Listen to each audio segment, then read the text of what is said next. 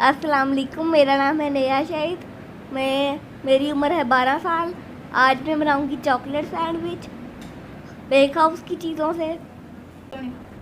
चलो तुम चलोगी इस चमचे से, इससे हाँ बस तो पास कर लो ना, जो चीज़ नहीं आ रही वो पास करके इससे लगवा दो। दूसरे से बस लगवा दो, जितना भी करवा दो कि मैं ऊपर लिख दूंगी। बस इसको ऊपर खिला दो थोड़ा सा, बाद में कट कर देंगे पूरा लगा। इस चक्कर के साथ ही खिला दो अगर खिला सकते ये तुम चीज तो ना गंदी करो। ओके ओके ओके, ये ब्रेड इधर पकड़ाओ। हाँ यस,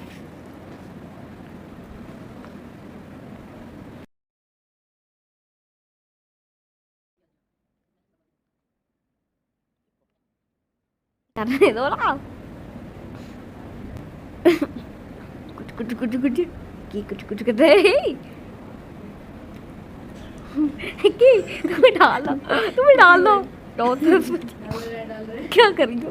और ओके चलो ब्रेड चलो। मैं उतना बीज निकाल लूंगी जितना यस जैसा कि बीमार है तो बीमार के ऊपर लिख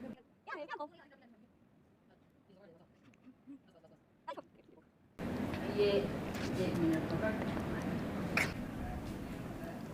मैं बीमार हूँ, आप सब मेरे लिए दुआ कीजिएगा कि अल्लाह ताला मुझे सेहत तंदुरुस्ती दे दे। आमीन।